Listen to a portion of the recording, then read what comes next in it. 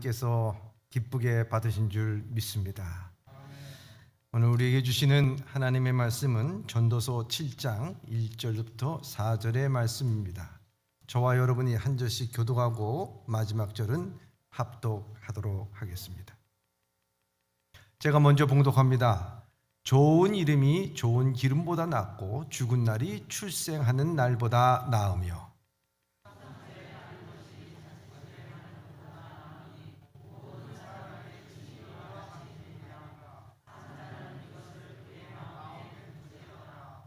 슬픔이 웃음보다 나음은 얼굴에 근심하는 것이 마음에 유익하기 때문이니라. 지혜자의 마음은 초상집에 있으되 우매자의 마음은 혼인집에 있느니라. 아멘.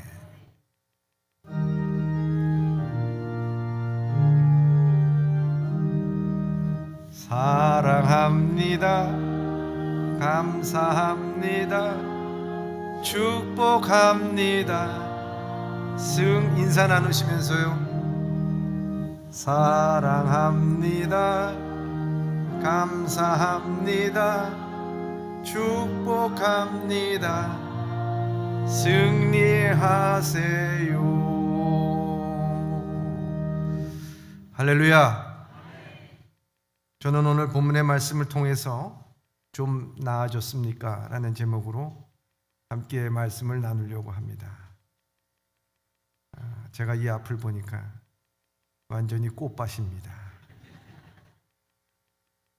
매주 이렇게 앉았으면 참 좋겠어요. 앞으로도 더욱더 건강하시기를 바랍니다. 올해 마지막 주일을 맞이했습니다. 한 해를 돌아보면 어느 해보다도 코로나19의 변이 바이러스 확산과 어수선한 정국 그리고 경기의 침체와 어려운 한 해가 저무는 것 같습니다. 예전에 한 정치가가 한 해를 돌아보면서 정부의 실정을 애들로 표현을 하면서 이렇게 얘기한 적이 있습니다. 국민 여러분, 살림살이 좀 나아졌습니까? 하는 말이 생각납니다. 이런 환경 상황 속에서 성도님들은 영적 성장과 성숙에 관하여서 좀 나아졌습니까? 묻지 아니할 수가 없습니다. 신앙은 변화하지 않으면 변질된다고 말합니다. 바이러스가 자기 생존을 위해서 끊임없이 변이를 일으키듯이 영적으로 깨어있기 위하여 끊임없이 자기 자신을 말씀으로 변화시키지 아니하면은 우리는 신앙의 참 모습이라고 볼 수가 없다는 것입니다. 성도들의 신앙이 좀 나아졌습니까? 마지막 2021년 마지막 주를 맞이하면서 우리는 이 질문에 한번 자문자답을 해봐야 할 것입니다. 더 나은 인생을 사는 길이 무엇일까요? 그것에 대해서 전도자는 말하기를 참된 지혜를 간직하고 살아가는 인생이 더 나은 인생을 살아간다고 말씀하고 있습니다. 그래서 오늘 본문의 말씀에 보면 계속해서 더 낫고 더 낫다라는 말을 반복합니다. 어떻게 사는 것이 더 잘 사는 것인가? 어떻게 사는 것이 더 나은 삶을 사는 것인가? 어제보다 오늘이 더 나은 삶을 살기 위해서는 어떻게 해야 하는 것인가? 오늘 전도자의 지혜자는 우리에게 이것을 가르쳐 주고 있다 하는 것입니다. 오늘 본문의 말씀을 통해서 우리 사랑하는 예봄의 모든 성도님들은 어제보다 오늘이 낫고 올해보다 내년이 낫고 끊임없이 변화되고 성숙해지며 성장하는 신앙의 삶을 살아가기를 주님의 이름으로 축원합니다. 오늘 본문의 말씀 7장 1절에 보면 이렇게 되어 있습니다. 시작. 좋은 이름이 좋은 기름보다 낫고 죽는 날이 출생하는 날보다 나으며. 아멘. 좋은 이름이 좋은 기름보다 낫답니다. 그리고 중국날이 출생하는 날보다 더 낫다라고 말씀하고 있습니다. 여기 좋은이라고 하는 말은 히브리어로 토부라고 하는 말을 씁니다. 근데 이 토부라는 말을 어디서 쓰느냐? 하나님께서 천지를 창조하셨을 때 보시기에 좋았더라. 이 말씀을 할 때 토부라는 말을 쓰게 됩니다. 그러면 이 좋은 이름이라고 하는 것은 무엇을 의미하는 것인가? 그것은 바로 하나님의 뜻대로 합당한 이름, 하나님의 의도대로 살아가는 명예롭고 존귀한 이름, 그 이름이 좋은 기름보다 더 낫다라는 말씀을 하고 있습니다. 성경에는 많은 위대한 인물들이 나오게 됩니다. 다윗이라든지 요셉, 다니엘, 모세, 아브라함. 그 사람들은 자기 이름값을 하고 살아갔다는 것입니다. 그렇기 때문에 오늘 이 본문의 말씀 속에서 얘기하는 것은 뭐냐면 당신은 이름값을 하고 살아가고 있습니까? 하는 질문이라 하는 것입니다. 좋은 기름이라는 것이 뭐겠습니까? 부요함을 뜻하는 것입니다. 우리의 인생이 살아가는데 부요하게 사는 것처럼 좋은 게 어디 있겠느냐? 어제보다 오늘이 더 부요해지고 미래가 더 부요해진다고 하면 얼마나 행복한 것인가 하는 것을 말씀하고 있습니다. 그러나 이 지혜자는 우리가 더 나은 삶을 살아가는 것은 이 세상의 부요함을 쫓아 살아가는 것이 아니라 내 이름에 걸맞는 삶을 살아가는 것이 나은 삶이다. 이 말씀을 우리에게 해주고 있는 것입니다. 잘 먹고 잘 사는 것보다도 이름값하고 살려는 거예요. 지난해 우리는 하나님의 자녀로서 이름값하고 살았습니까? 그리스도인이라고 하는 이름에 부끄럽지 않게 살았습니까? 생각해 봐야 하는 것입니다. 요즘 그리스도인이라는 이름이 낯뜨거울 때가 있습니다.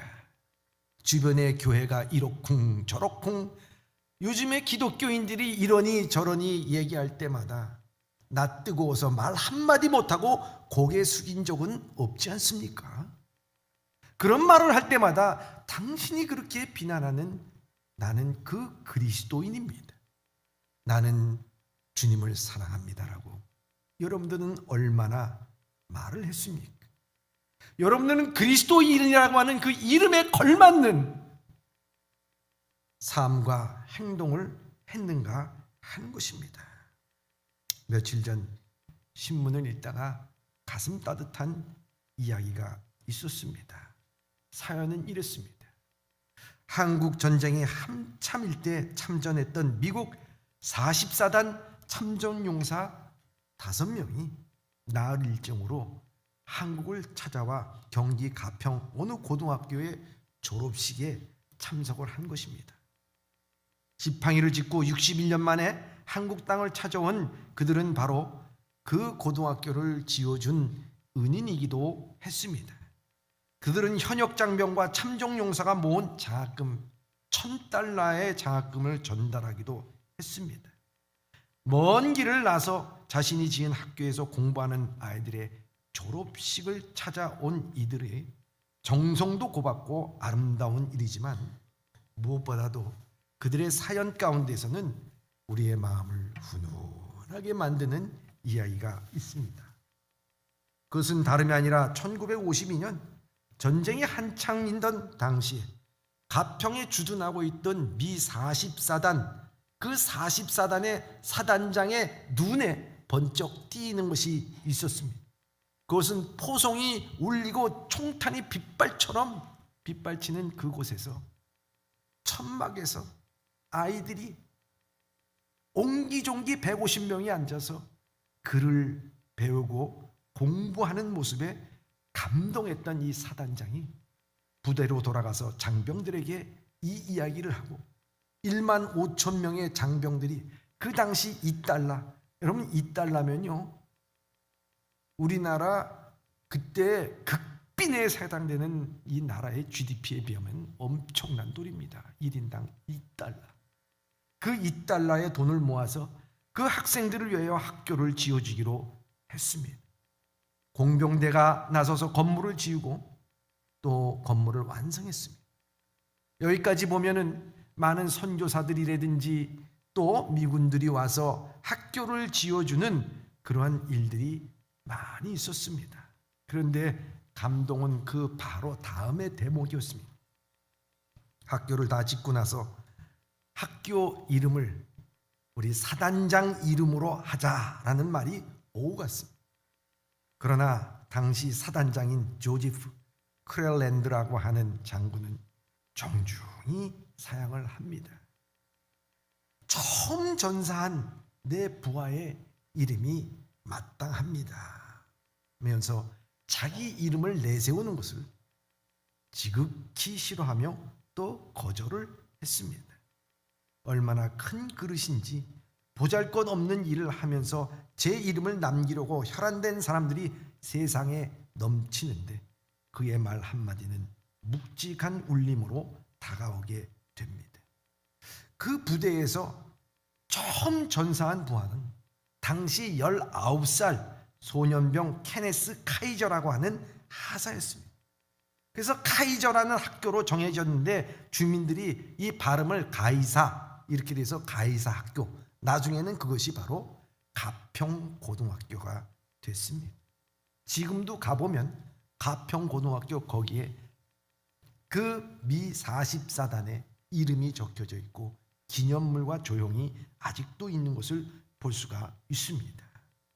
그리고 클레랜드 장군은 세상을 떠나면서 자기 자신의 연금의 일부를 가평고등학교에 자금으로 전해달라고 유언을 남기고 그 부인은 그 뜻대로 따라하니 그 깊은 인품이 느껴지는 것입니다. 표범은 죽어서 가죽을 남기고 사람은 죽어서 이름을 남긴다는 말처럼 누구나 제 이름을 남기고 싶어 합니다.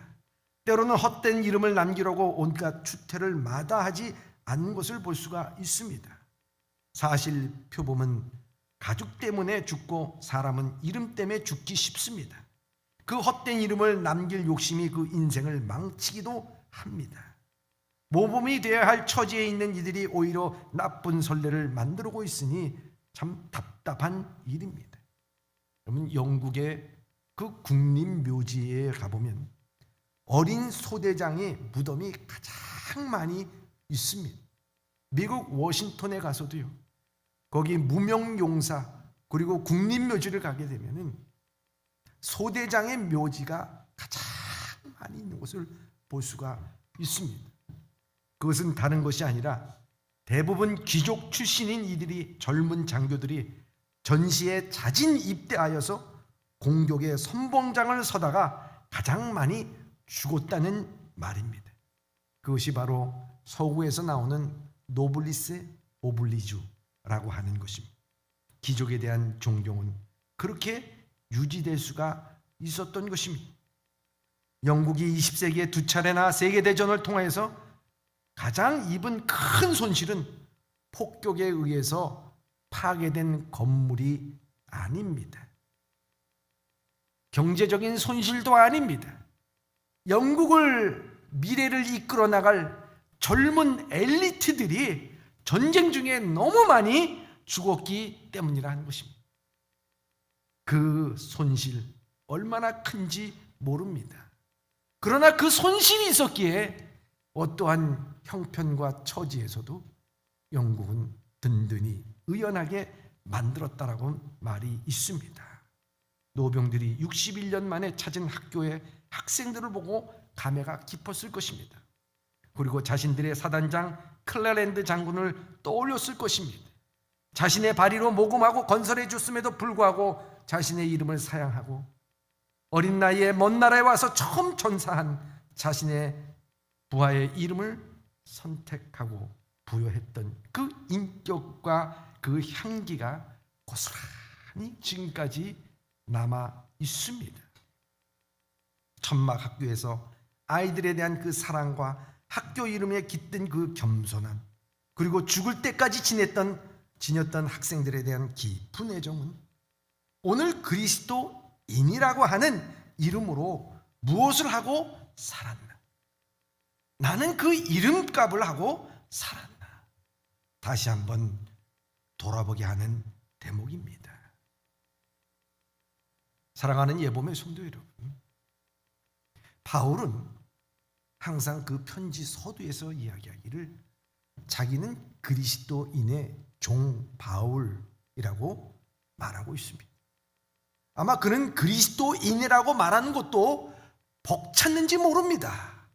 그렇기 때문에 자기는 종이라고 하는 신분으로 난 그리스도인도 아닌 그리스도의 종입니다 라는 말로 시작합니다. 그는 감히 그리스도인이라는 말도 버거워서 종답게 그 이름값을 함으로 말미암아 후세에 많은 그리스도의 종들을 배출해낸 것을 볼 수가 있습니다. 수양의 기름보다 듣는 것이 좋다라고 말씀하고 있습니다. 사회적으로 성공하는 삶보다 그리스도의 이름값을 하고 사는 것이 더 나은 삶입니다. 안디옥 교회에서 처음 그리스도인이라는 이름을 불러진 이유도 다른 것이 아니었습니다. 그들은 그리스도인이라고 하는 이름값을 했기 때문이라고 하는 것입니다.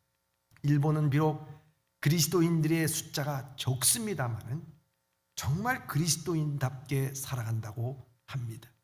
그래서 이웃에 누군가 교회를 다니고 그리스도인이 됐다고 하면은 사람들은 말합니다. 아니, 언제 그분이 그렇게 교회 다닌 만큼 인격이 높아졌어? 교회 다니는 자체가 벌써 인격이 높아졌다고 인정하는 사회. 그리스도인의 이름값을 하는 교회. 그러한 교인이 되었다고 말하고 있습니다. 사랑하는 예봄의 성도 여러분, 한 해 지나보면서 여러분들의 신앙은 나아졌습니까? 여러분들의 그리스도의 이름값을 하고 살았습니까? 그리스도인이라고 하는 이름에 걸맞는 삶을 살았습니까? 예범교회 성도의 이름에 걸맞는 삶을 살았습니까?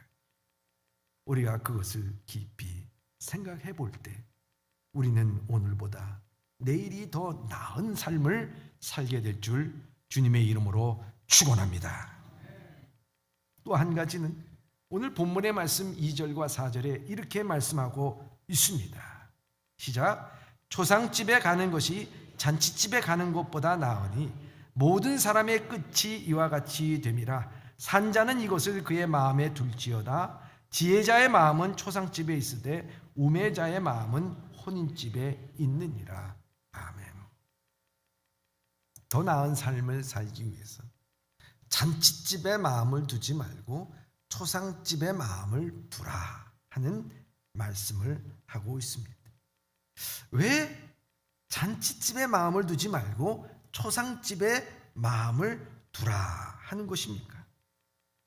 진지하게 인생을 묵상하고 살다 보면은 우리는 잔치집에 잠깐 흥이나 즐거움이나 유흥을 즐기는 것보다는 슬픔을 당하는 이 잔치집이 아닌 초상집에 마음을 두는 것이 더 낫다라고 우리에게 말씀하고 있습니다.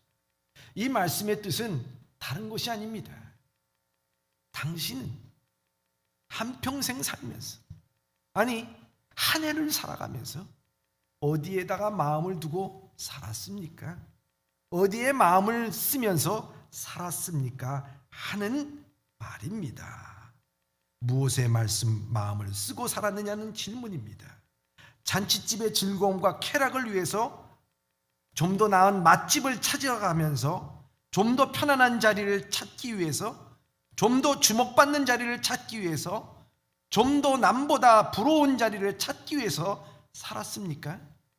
그것은 더 나은 삶이 아니라는 것입니다. 그것을 쫓다 보면은 마지막에 허무와 실망과 좌절이 있다라고 말합니다. 그래서 전도자는 결론적으로 전도서 12장 1절과 2절에 이렇게 말씀하고 있습니다. 시작. 너는 청년의 때에 너희 창조주를 기억하라. 곧 공고한 날이 이르기 전에 나는 아무 낙이 없다고 할 해들이 가깝기 전에 해와 빛과 달과 별들이 어둡기 전에 비 뒤에 구름이 다시 일어나기 전에 그리하라. 아멘. 생각해 봅니다. 우리는 언젠가 곤고한 날이 올 것입니다. 아무 낙이 없다라고 생각할 때가 올 것입니다. 입맛도 잃어버리고 그저 침대에 누워있을 때가 올 것입니다. 그때가 오기 전 우리가 반드시 기억해야 될 것이 하나님을 기억하라는 말씀입니다. 잔치집보다도 초상집에 마음을 두라는 것이 뭐겠습니까? 우리는 다 하나님 앞에 쓸 것입니다. 그때 하나님 앞에 가서 너는 뭘 하다가 왔느냐 물어봤을 때 예 하면서 할 말을 생각하고 준비하는 삶, 하나님께 마음을 두고 사는 삶, 그 삶을 사는 것이 그 인생 나은 삶을 살게 된다는 말씀을 하고 있는 것입니다. 유대인들의 죽음에 대해서 장례를 돕는 일은 인생의 최고의 선행으로 생각했습니다. 그들은 죽은 사람을 돕는 일은 하늘의 상급을 쌓는 가장 확실한 선행이라고 생각했습니다. 그래서 그들은 자원에서 초상집에 가서 많은 도움을 제공했습니다. 유대인들은 죽으면요 가정에서 장례를 치르는 것이 아니라 마을에서 장례위원들이 결성이 됩니다. 그래서 그것을 거룩한 친구들 헤보라 카디샤라고 하는 장례위원이 조직됩니다. 그 장례위원으로 뽑힌 것이 영광스럽게 생각했습니다. 그들의 이웃을 돕는 일을 하는 자원봉사단체로서 신실하고 덕망이 있는 사람들로 구성이 되어 있습니다. 장례위원들은 초상집의 모든 일을 맡아 하면서 실제적으로 도움을 제공했습니다.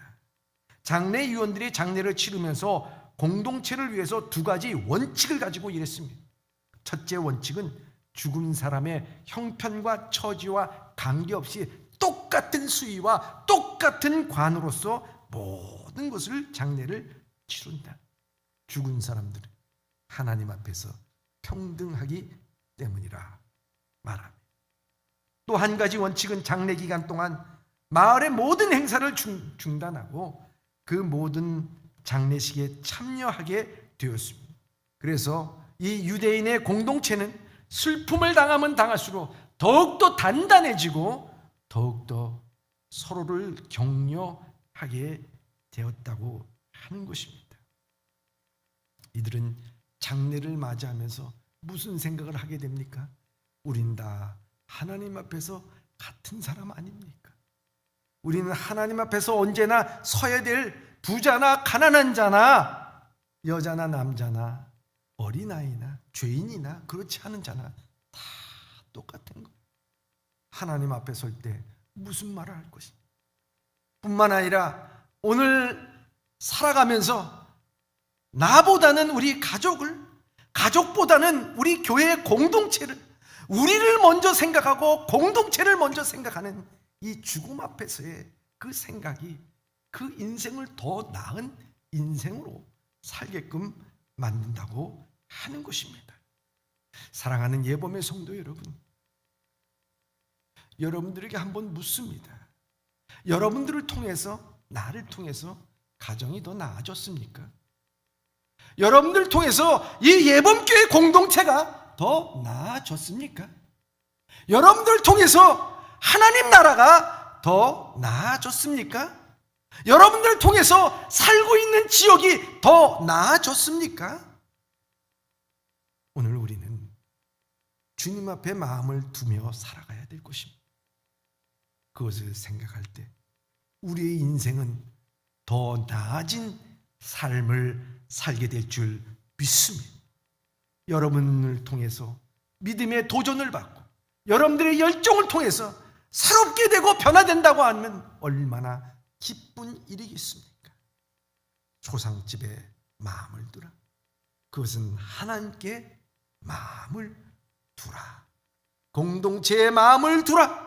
너로 하여금 도전을 받게 하라 하는 그런 말씀입니다. 이런 말씀으로 더 나은 삶을 살기를 주님의 이름으로 축원합니다. 마지막 전도자는 3절에 이렇게 말씀합니다. 시작. 슬픔이 웃음보다 나음은 얼굴에 근심하는 것이 마음에 유익하기 때문이라. 아멘. 사람이 살면서 웃으면서 사는 게 얼마나 좋습니까? 웃는 얼굴에 누가 침을 뱉는다고 말하고 있습니까? 항상 힘들어도 웃고 슬퍼도 웃고 항상 웃는 얼굴 참 좋습니다. 그런데 슬픔이 웃음보다 나오고 얼굴에 근심하는 것이 마음의 유익이라고 말씀하고 있습니다. 그럼 한번 생각해 보십시다. 진정한 웃음이 어디서 나올까요? 진정한 기쁨이라는 것이 어디서 나올까 하는 것입니다.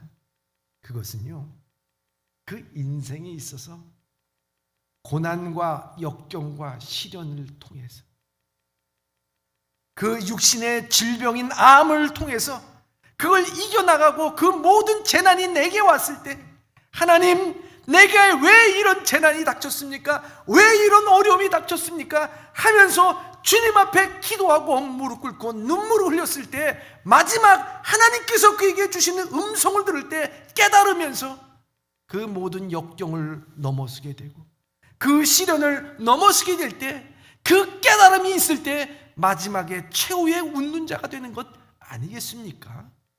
그렇기 때문에 오늘 본문의 말씀에 슬픔은 웃음보다 낫다는 것은, 당신은 지난 세월 살아가면서 뭘 깨달으며 살았습니까? 그 말씀을 하는 것입니다. 아니, 지난 한 해 생각할 필요도 없습니다. 지난 한 주간 동안 우리는 말씀을 붙잡고 오늘 이 땅에 살아가기 위해서, 하나님의 말씀으로 살아내기 위해서 뭘 깨달으면서 살았습니까? 그것이 우리의 인생을 더 나은 인생으로 우리를 이끌어 간다는 것을 우리에게 말씀해 주고 있는 것입니다. 성경은 눈물을 뿌리며 씨를 뿌리는 자는 웃음으로 거두리라고 말씀하고 있습니다. 애통하는 자는 복이 있나니 저희가 위로를 받을 것이라고 말씀하고 있습니다. 모세는 시편 90편 10절과 12절에 이렇게 말씀하고 있습니다. 시작. 우리의 연수가 70이요 강건함은 80이라도 그 연수의 자랑은 수고와 슬픔뿐이요 신속히 가니 우리가 날아가나이다. 누가 주의 노여움의 능력을 알며 누가 주의 진노의 두려움을 알리까? 우리에게 우리 날 계수함을 가르치사 지혜로운 마음을 얻게 하소서. 아멘. 우리의 삶을 통해서 참된 지혜를 얻게 해달라고, 참된 깨달음을 얻게 해달라고 말하고 있습니다. 사랑하는 예봄의 성도 여러분, 매 순간 깨닫고 살아가는 삶, 정말 행복한 삶이라 하는 것입니다. 저는 코로나19를 생각하면서 깨달은 것은, 그들도 자기 자신이 생존하기 위해서 끊임없이 변이되어 가는데, 우리의 신앙을 위해서 우리는 끊임없이 변화되어 가지 않으면 우리는 변질될 수밖에 없다라고 얘기하면서, 저는 변화되지 않으면 오늘 우리는 이 코로나19를 정복할 수 없다라고 저는 생각이 됩니다. 왜냐하면요, 다른 것이 아닙니다. 여러분, 내 자신이 끊임없이 변질되고 변화되지 아니하는데, 여러분, 세상은 어떻게 됩니까? 끊임없이 변화하면서 우리를 공격하고 우리의 믿음을 무너뜨리려고 하는 이 세상은 끊임없이 변화됩니다. 끊임없이 우리에게 요구합니다. 끊임없이 우리를 도전합니다. 끊임없이 우리에게 있어서 탐욕과 욕심을 불러일으킵니다. 그런데 우리가 끊임없이 신앙과 삶을 통해서 변화되지 않으면 우리는 변질돼 버리고, 우리는 변질돼 버리면 결코 우리는 세상에 정복을 당하지 세상을 정복할 수 없는 삶을 살게 된다는 것입니다. 한 해를 돌아보며 사랑하는 예봄의 성도 여러분, 여러분들의 신앙은 나아졌습니까? 성숙해지고 성장해졌습니까? 이름값을 하고 살았습니까? 하나님께 마음을 두며 살았습니까? 깨달은 것이 무엇입니까? 다시 한번 되돌아보는 마지막 시간이 되기를 주님의 이름으로 축원합니다. 기도하겠습니다. 마지막 주일